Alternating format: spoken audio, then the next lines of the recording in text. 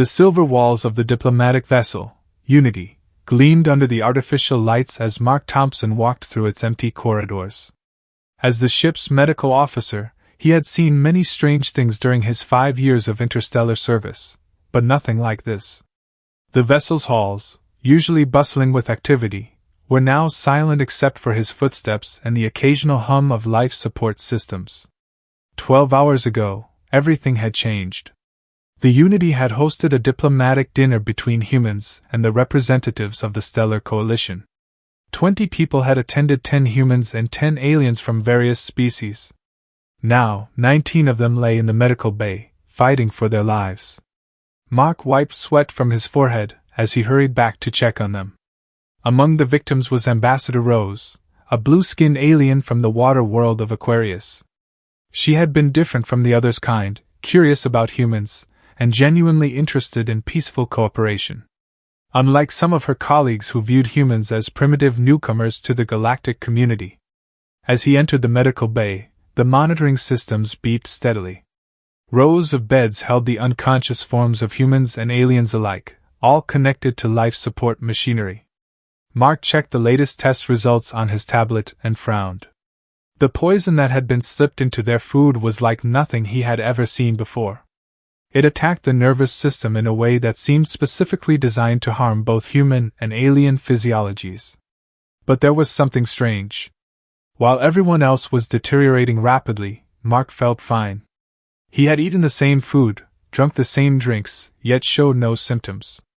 His blood tests revealed traces of the poison, but his body was somehow neutralizing it. "Dr. Thompson," the ship's AI announced, "Ambassador Rose's vital signs are critical." Mark rushed to her bedside. The ambassador's usually bright blue skin had turned a pale gray, and her breathing was shallow. He checked her vital signs and his heart sank. The poison was working faster in her system than in the others. As he worked to stabilize her condition, his mind raced. Why was he immune? What made humans different? Then it hit him: the weekly vitamin supplements all human space personnel were required to take. They contained trace elements from Earth that weren't found anywhere else in known space. Could that be the key?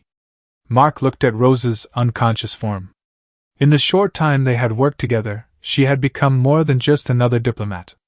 She had shown him ancient stellar maps, taught him about her people's underwater cities, and shared stories of her world's twin moons. He couldn't let her die. Computer, access medical database. Cross-reference Earth vitamin supplements with known antidotes to neurotoxins, Mark commanded, his fingers flying over the holographic display. If he was right, his immunity might be the key to saving them all. But time was running out, and Rose's condition was worsening by the minute. The real question wasn't just how to save them, it was who had done this, and why. As Mark began his race against time, he couldn't shake the feeling that this attack was just the beginning of something much bigger. Someone wanted this diplomatic mission to fail, and they didn't care how many lives it cost. He looked at the row of beds, at the faces of people from worlds light years apart, all brought down by the same invisible enemy. Whatever happened next, one thing was clear: he was the only one who could save them. And he would, or die trying. The antidote synthesis machine hummed to life as Mark fed it his blood sample. Outside the medical bay's windows, distant stars twinkled indifferently. Somewhere out there, an assassin thought they had succeeded. They hadn't counted on human physiology being different. They hadn't counted on Mark Thompson. And they certainly hadn't counted on what he would do next. Mark's fingers trembled as he extracted the first batch of synthesized antidote from the machine. The liquid glowed with a faint golden color, containing elements from his blood mixed with standard medical compounds. He had only enough for one person, and he knew exactly who needed it most. Ambassador Rose's organ function dropping to critical levels. The ship's AI warned, its usual calm voice carrying an edge of urgency. Running to Rose's bedside, Mark carefully loaded the antidote into an injector. Her blue skin had now turned almost white, and the medical monitors showed her life signs continuing to fade. He pressed the injector against her neck, watching as the golden liquid disappeared into her bloodstream. "Come on, Rose," he whispered, holding her cold hand. Fight this. While waiting for any sign of improvement, Mark accessed the ship's security logs. The dinner had seemed perfectly normal, everyone eating, drinking, and discussing the future of human-alien relations. He played back the footage, studying each frame carefully. There's something caught his eye. One of the serving robots had moved differently from the others, its movements slightly jerky. He zoomed in on its service panel. The serial number was missing. Computer, identify all maintenance personnel who had access to the serving robots within the last 48 hours. Mark commanded. Access logs show only one unauthorized entry to the robot maintenance bay. The AI responded. Timestamp 0300 hours before the dinner. Security cameras in that section were offline for routine updating during this period. A quiet beeping interrupted his investigation. Rose's vital signs were stabilizing. The antidote was working. Her skin began returning to its natural blue shade, and her breathing became stronger. Mark allowed himself a moment of relief before focusing on the bigger problem. He needed to make more antidote, but the synthesis process was slow. The other 18 victims were still critical, and he couldn't produce enough for everyone fast enough. He needed a way to speed up production. Computer, show me the ship's inventory of medical manufacturing equipment, he ordered, an idea forming in his mind. The Unity was a diplomatic vessel, but it carried backup systems for everything. Including, he hoped, additional synthesis machines.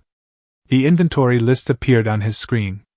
3 backup synthesizers were stored in the emergency medical vault. With all 4 machines running, he might have a chance to save everyone. Mark rushed to the storage level, his footsteps echoing through the empty corridors. The vault's door required captain's authorization, but as chief medical officer, he had emergency override privileges. He placed his hand on the scanner, speaking clearly. Medical emergency protocol override, Thompson Mark. Authorization Delta 79. The vault door slid open with a hiss. As Mark stepped inside to retrieve the synthesis machines, a movement caught his eye. He turned just in time to see a shadow disappear around the corner.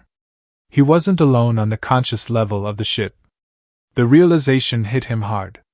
The assassin was still aboard, probably planning to ensure their plan didn't fail. Mark grabbed the nearest synthesis unit and pressed himself against the wall, his heart pounding. He had no weapons, medical officers weren't issued any. But he had something else, knowledge of the ship's layout and systems. Computer, seal off all access to the medical bay except through main corridors, he ordered quietly. And activate emergency lighting protocols in sections C through F. The lights in the surrounding sections dimmed to quarter power. In the artificial twilight, Mark clutched the precious synthesis machine. He had to get back to the medical bay. Rose would be waking up soon, and she might have information about who wanted the diplomatic mission to fail. But first, he had to survive the journey back. Somewhere in the shadows, someone was hunting him.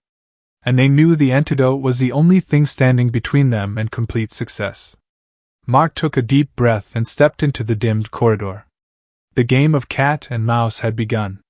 The emergency lights cast long shadows in the corridors as Mark made his way back to the medical bay. The synthesis machine felt heavy in his arms, but he moved as quietly as possible. Every few steps, he stopped to listen for footsteps other than his own. A quiet groan came through his earpiece, the direct link to the medical bay. Rose was waking up. He needed to get back, but he couldn't risk leading the assassin straight to his vulnerable patients. Rose, can you hear me? He whispered into his communicator. Dr. Thompson? Her voice was weak but clear. What happened? Someone poisoned the diplomatic dinner. You're the first one I've managed to save. He ducked into a maintenance alcove as a shadow moved ahead. Listen carefully, can you remember anything unusual about the dinner? Anyone acting strange? There was a pause, filled only by the sound of Rose's labored breathing. The drinks, she finally said. Ambassador Reed insisted everyone use the ceremonial glasses for the final toast. He said it was human tradition. Mark's blood ran cold. Reed was the human ambassador who had organized the dinner. He had been among the first to collapse, But Reed's unconscious with the others, Mark said, confused. Is he? Rose's voice grew stronger. Have you checked his vital signs yourself, or are you trusting the medical bay's automated readings? Mark's mind raced. The medical bay's systems could be hacked. Just like the security cameras during the robot maintenance breach. A clang echoed through the corridor. Someone had dropped something metal in their hurry. The sound came from the direction of the medical bay. Rose, lock the medical bay doors. Use emergency protocol dash. The communication cut off. Mark cursed under his breath. The assassin must have activated signal jammers. He had two choices: take the long way around to the medical bay's emergency entrance, or confront whatever waited ahead. The synthesis machine in his arms held the key to saving 18 lives. He couldn't risk it being destroyed. Making his decision, Mark backtracked to a service tunnel he'd passed earlier. These maintenance passages ran throughout the ship, used by repair crews and robots. They were cramped and dark, but they would get him where he needed to go. He pulled open the access panel and squeezed inside, careful not to damage the precious machine. The tunnel was a tight fit, lit only by small guide lights along the floor. The air smelled of oil and metal. As he crawled through the tunnel, Mark's mind worked overtime. If Reed was behind this, why poison himself? Unless he wasn't really poisoned. The automated systems might be showing false readings for his bed while Reed moved freely through the ship. But why? The Unity's mission was supposed to strengthen ties between humans and the Stellar Coalition. Unless that was exactly what Reed wanted to prevent. A noise above made Mark freeze. Footsteps crossed the corridor over his head, moving quickly toward the medical bay. He had to hurry. The service tunnel ended at another access panel. According to the ship's layout, this one opened into the medical bay's storage room. Mark pressed his ear against it, listening for movement on the other side. Silence. He slowly pushed the panel open and climbed out, setting the synthesis machine down carefully. Through the storage room's window, he could see the medical bay. Rose was awake, sitting up in her bed. And standing next to her, holding something against her throat, was Ambassador Reed. "I know you're here, Thompson," Reed called out, his voice eerily calm. "Come out where I can see you, or our newly recovered ambassador returns to critical condition permanently this time." Mark looked around the storage room. Medical supplies, emergency equipment, and various tools lined the shelves. He had no weapons, but he had something else: knowledge of how the ship's medical systems worked. And Reed had just made a crucial mistake. Every bed in the medical bay was equipped with emergency restraints, designed to activate instantly in case a patient became dangerous. And Rose's bed was no exception. Mark's hand moved toward the control panel. He just needed the right moment to act. Mark's fingers hovered over the control panel as he watched Reed through the storage room window. The corrupt ambassador held a laser scalpel to Rose's throat, its beam barely visible but deadly sharp. One wrong move, and Reed could end her life instantly. "Last chance, Thompson," Reed called out, his voice echoing through the medical bay. "The longer you hide, the more patients we lose. Their conditions are getting worse by the minute." He was right. The other victims' vital signs were steadily declining on the monitoring screens. Mark needed to get the new synthesis machine running, but first he had to deal with Reed. Why Reed? Mark stepped into view, hands raised. The Unity mission was about peace. Reed's laugh was cold and hollow. Peace? With them? He gestured at the unconscious aliens with his free hand. Humans were doing fine on Earth before we met these species. Now they're taking our jobs, buying our companies, changing our culture. Someone needs to show the galaxy that humans won't be pushed around. By poisoning innocent people? Mark took a careful step forward. "You're killing your own people too. Casualties of war," Reed said dismissively. "When news spreads that aliens murdered an entire human diplomatic team, Earth will cut ties with the Stellar Coalition. We'll be better off isolated than invaded." Rose's eyes met Mark's. Despite her weakness, he could see her mind working, understanding the situation. Her hand slowly moved toward the emergency call button on her bed. "You're wrong about Earth being better off alone," Mark said, keeping Reed's attention. "Look at the medical technology we've gained. The synthesis machine that saved Rose? It uses alien components we didn't have 10 years ago. Saving Rose was a mistake," Reed snarled. "One I'm about to correct." Several things happened at once. Rose slammed her hand on the emergency button, triggering a deafening alarm. Reed startled at the noise, his scalpel wavering. Mark dove for the medical bay's control panel, his fingers flying over the commands. "Emergency restraint protocol, bed 7, he shouted. Metal restraint shot out from Rose's bed, wrapping around Reed's arms and chest. The ambassador shouted in surprise, dropping the laser scalpel as he was yanked backward. But Reed wasn't done. With his free hand, he pulled something from his pocket, a small remote. "If I'm caught, everyone dies." One press, and the poison in their systems dash. A blue hand struck like lightning. Rose, though weakened, managed to knock the remote from Reed's grasp. It clattered across the floor, sliding under a medical cabinet. Mark rushed forward, grabbing a sedative injector from a nearby tray. Before Reed could shout another threat, Mark pressed it against his neck.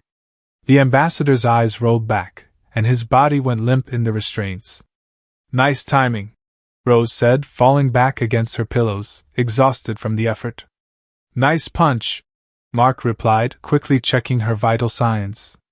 The excitement hadn't damaged her recovery. "We need to contact Earth Security Command immediately, but first." He ran to the storage room and retrieved the synthesis machine. Within minutes, he had all 4 units running at full capacity, producing the life-saving antidote. "Computer, begin broadcasting an emergency signal to all nearby Earth vessels," Mark ordered. "Tell them we have a code black situation and need immediate assistance." As he worked to administer the antidote to the other victims, Rose watched him with curious eyes. "You could have taken the shot earlier," she said quietly. "When Reed was threatening me. The restraints were always an option." Mark nodded as he checked another patient's vitals. "I could have. But if something went wrong, if he managed to use that remote..." He shook his head. "I had to be sure everyone would survive." "Very human of you," Rose commented with a small smile. "Maybe that's not such a bad thing to be," Mark replied, returning to his work. The other patients were starting to show signs of improvement, but he knew the real challenge was just beginning. Once Earth security arrived, there would be questions. Investigations. And somewhere out there, Mark was sure, were others who shared Reed's twisted vision. This wasn't over, it was just the first battle in a longer war. The next 6 hours aboard the Unity were a blur of activity. Mark moved from bed to bed, administering the antidote and monitoring its effects on different species. Each alien physiology reacted differently, requiring careful adjustments to the dosage. The human victims responded more quickly, their Earth-born bodies already containing traces of the elements that made the antidote work. Rose had regained enough strength to sit in a chair near the medical bay's communication station, helping coordinate with the approaching Earth security vessels. Her diplomatic skills proved invaluable as she explained the situation to her superiors and the Stellar Coalition. 3 ships approaching, the ship's AI announced. 2 Earth security cruisers and 1 Coalition medical vessel. Mark looked up from his latest patient, a reptilian diplomat whose scales were finally returning to their healthy copper color. "Any word on Reed's connections planetside?" "The initial investigation is revealing concerning patterns," Rose replied, her fingers moving across the holographic display. "Reed wasn't working alone. There's an organization, they call themselves Earth First.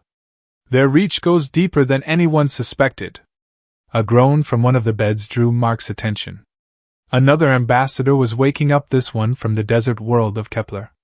His red eyes blinked in confusion as Mark checked his vital signs. "You're safe," Mark assured him. "The poison has been neutralized." He turned to Rose. "How many Earth First operatives have they identified?" 27 so far, spread across 3 continents. "But that's just the beginning." Rose's face was grim. They found evidence of sympathizers in Earth's diplomatic corps, military, and even scientific institutions. The medical bay doors slid open as the first security team arrived, a mix of human and alien officers in black uniforms. They moved quickly to secure Reed, who remained unconscious under heavy restraints. "Dr. Thompson?" A tall human officer stepped forward. "I'm Commander Porter, Earth Security. We need your full report, especially about the antidote. If there are more attacks." "Already ahead of you," Mark said, gesturing to a data pad. "I've documented everything: the poison's composition, how my immunity led to the antidote, and all treatment protocols for different species. The Coalition medical ship can start producing it in bulk as soon as they dock." Rose touched his arm gently. "You should tell them the other part too." Mark nodded slowly. The security team needed to know everything. "The poison, it wasn't just meant to kill.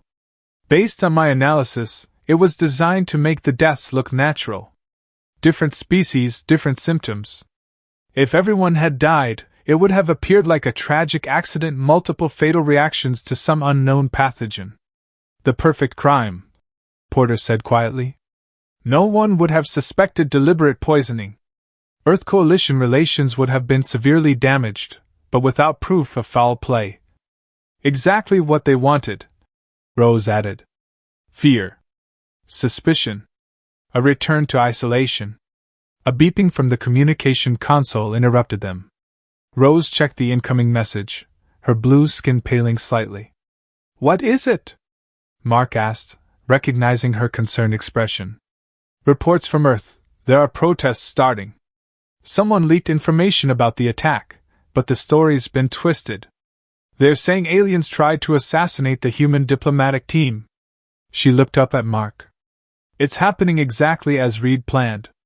"Then we need to tell them the truth," Mark said firmly. "The full story, backed by evidence. Show them how humans and aliens work together to save everyone aboard this ship." Commander Porter nodded.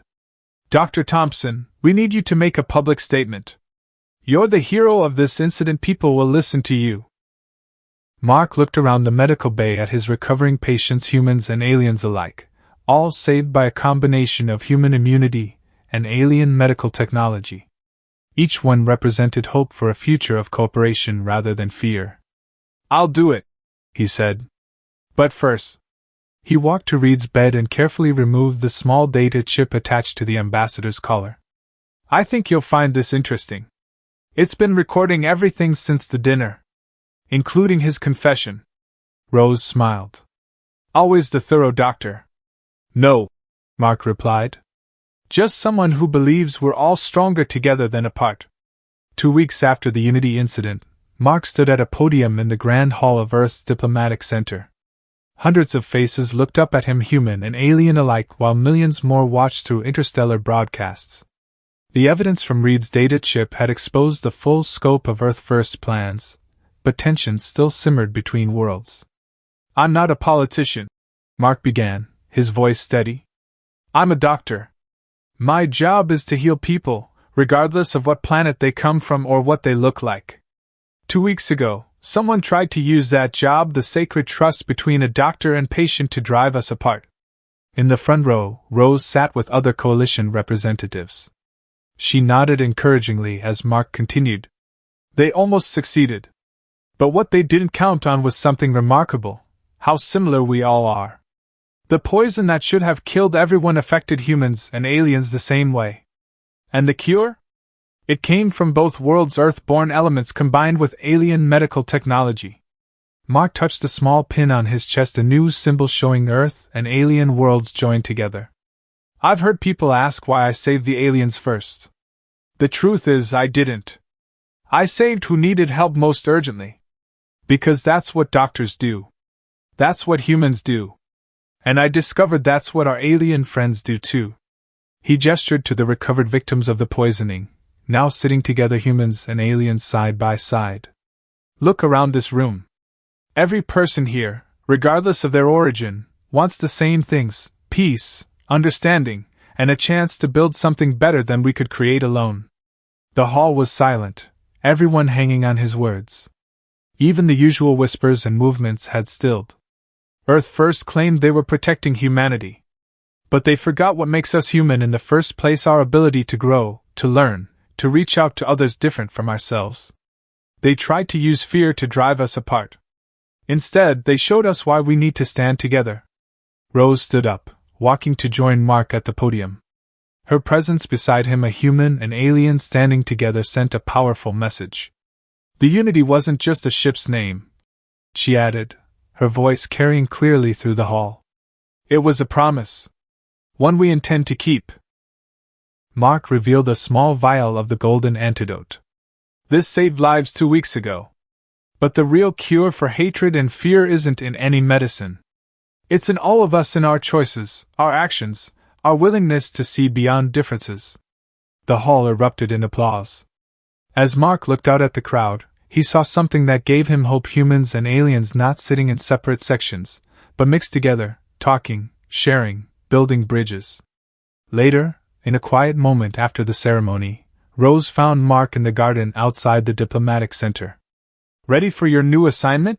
she asked, smiling. Mark nodded. The Unity was being recommissioned not just as a diplomatic vessel, but as the first joint human-alien medical research ship. He would serve as its chief medical officer, working with a diverse crew to combine the best of both worlds' healing arts. "It won't be easy," he said, looking up at the stars becoming visible in the evening sky. "There are still people who share Reed's views. Earth First may be exposed, but their ideas haven't disappeared." "No," Rose agreed. "But now we know how to fight them, not with weapons or poison, but with truth. With unity." Mark smiled as other crew members, human and alien, joined them in the garden. Tomorrow they would board the Unity and begin their new mission. But tonight, under Earth's stars, they were simply friends sharing a moment of peace. "To Unity," Mark said, raising his glass in a toast. "To Unity," they all echoed, their voices joining as one. Above them, the first stars of evening twinkled, not as distant, unreachable points of light, but as beacons of hope, promising new discoveries, new friendships, and a future built together.